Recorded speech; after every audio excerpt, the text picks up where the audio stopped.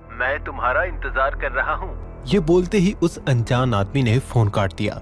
जैसे ही फोन कटा, अभय को एक मैसेज आया। अभय ने जैसे ही मैसेज खोल कर देखा, उसे एक लोकेशन का एड्रेस मिला। कुछ देर के बाद अभय जब बताई हुई लोकेशन पर पहुंचा तो उसने देखा कि वो एक पुराने टूटे फूटे घर के सामने खड़ा था। घर के अंदर बहुत ज्यादा अंधेरा था। अचानक से अभय को एहसास हुआ कि उसने किसी बड़ी चीज पर पैर रख दिए थे। अभय ने जब अपने पैरों की तरफ देखा तो वो चौंक गया, क्योंकि उसने गलती से एक डेड बॉडी पर अपने पैर रख दिए थे। अभय ने जब नीचे झुककर उस डेड बॉडी को देखा तो घबराते हुए बोला, अरे नहीं, ये तो नाइट फाइटर था। अभय ने जब ध्यान से बॉडी को चेक किया तो उसे एक सिकुड़ा हुआ कागज मिला। अभय ने जब उस कागज को खोला तो उसमें कुछ लिखा हुआ था। अभय उसे धीमी आवाज में पढ़ने लगा। मैं तुम्हारी जिंदगी में मौत बनकर आया हूँ अभय। मैं तुम्हारे चारों तरफ हूँ। मैं तुम्हारा काल हूँ। मुझे ढूंढ सको तो ढूंढ लो।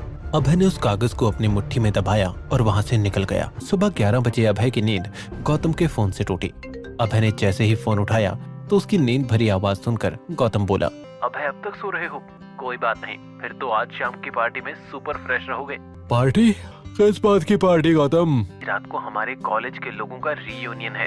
मैंने तुम्हारा नाम भी गेस्ट लिस्ट में डलवा दिया है, तुम आ जाना। अभय ने गौतम से बोला, ठीक है, मैं आ जाऊंगा।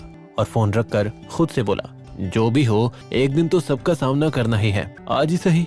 वहीं दूसरी तरफ दिल्ली में रेणुका, रिया और प्रेरणा अभय के गन्स को बेचने का प्लान बना चुके थे। प्रेरणा अपने कमरे से बाहर निकली और रिया को एक्साइटेड होकर बोली, रिया, मुझे कॉल आया अभी। एक आदमी है जो इन दोनों बंदूकों को खरीदने में इंटरेस्टेड है। ये सुनकर रिया बहुत खुश हुई। अब जब मुझे पता चल गया है कि अभय हैंडसम और स्मार्ट होने के साथ साथ पैसे वाला और पावरफुल भी है, मैं उसे हाथ से नहीं जाने दूंगी। मम्मी, मैं अभय को फिर से आपका दामाद बनाकर रहूंगी। ये सुनकर प्रेरणा और रेणुका के दिल में उम्मीद जागी। वहाँ अभय का पूरा दिन सिर्फ बीते दिन के इंसिडेंट को याद करने में निकल गया था। अभय के घर गौतम आ गया और तब अभय को याद आया कि उसे पार्टी में भी जाना था। अभय जल्दी से चेंज करके पार्टी के लिए निकल गया। अभय जैसे ही पार्टी में पहुंचा, सब उसे ऐसे देखने लगे कि जैसे कोई बहुत बड़ा मुजरिम कोर्ट में आ गया हो। इस खूनी को इस पार्टी में किसने बुलाया? ये शरीफों की पार्टी है। अब क्या क्रिमिनल से भी रीयूनियन करना होगा? अभय ने जब पीछे मुड़कर देखा तो उसे अविनाश नजर आया। अविनाश, मेरे दोस्त के बारे में मैं एक शब्द नहीं सुनूंगा। अविनाश ने गौतम का मजाक उड़ाते हुए कहा, ये लो, ये भी आ गए। सुना है तुम्हारी बीवी तुम्हें छोड़कर चली गई? अविनाश की यह बात सुनकर दीपक हंसते हुए बोला, अरे अपने अभय को भी उसकी बीवी छोड़कर चली गई। वाह, क्या दोस्ती है। दोस्ती हो तो ऐसी। पार्टी में सब अपने अपने ग्रुप्स बनाकर बातें करने लगे और बिजी हो गए। दीपक को ये अच्छा नहीं लग रहा था, इसीलिए सबका ध्यान भटकाने के लिए वो जोर से बोला, दोस्तों, हमारी पार्टी की शान आने ही वाली है। सभी कंफ्यूजन में हॉल के मेन गेट पर टकटकी लगाए देखने लगे। कुछ देर के बाद वो मेन गेट जैसे ही खुला तो कामिनी अंदर आई।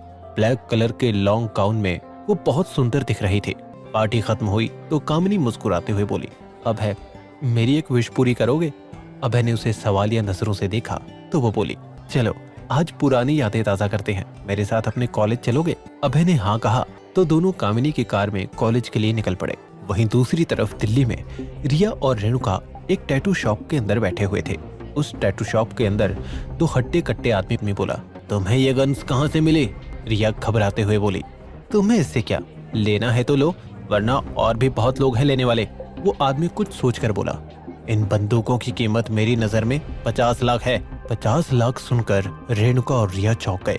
उन्हें यकीन ही नहीं हो रहा था कि अभय के पास इतनी महंगी बंदूक थी। रेणुका झट से बोली, तो देरी किस बात की, लाइए पैसे। वो आदमी बोला, 5 मिनट रुको, मैं भी पैसे लेकर आता हूँ। अंदर आकर उस आदमी ने किसी को कॉल लगाया। यहाँ 2 औरतें आई हैं, उनके पास नाइट फाइटर्स की 2 गन्स हैं, क्या करना है? कॉल के उस ओर एक औरत की आवाज आई, गन्स ले लो और उन दोनों औरतों को पकड़ लो, मेरे पास ले आओ उन्हें। इन सबसे अनजान अभय और कामिनी कॉलेज में अपनी पुरानी क्लास के अंदर अकेले बैठे हुए थे और पुरानी बातें याद कर रहे थे। तभी अचानक से कामिनी अभय के बिल्कुल नजदीक आ गई और लंबी सांसें लेते हुए बोली, अभय, मुझे दीपक से शादी नहीं करनी है, प्लीज मेरी शादी होने से रोक लो। कामिनी को अपने इतने करीब देखकर अभय नर्वस हो गया। वो झटके से पीछे हटा। उसी वक्त अचानक से उसके क्लास का दरवाजा खुल गया। जैसे ही दरवाजा खुला, अभय ने किसी को देखा। वो चौंक गया और चौंकते हुए बोला, तुम तो वही हो ना? कौन है वो? जिसको अभय ने कॉलेज में देख लिया था। किसने किया है रेणुका और रिया को किडनैप? कौन था वो आदमी जो अभय का पीछा कर रहा था? ये जानने के लिए देखिए बंदा ये बैडएस है का अगला एपिसोड सिर्फ पॉकेट एफएम के यूट्यूब चैनल पर। और बंदा ये बैडएस के सारे एपिसोड्स को सुनने के लिए डिस्क्रिप्शन में दिए गए लिंक से डाउनलोड कीजिए पॉकेट एफएम ऐप।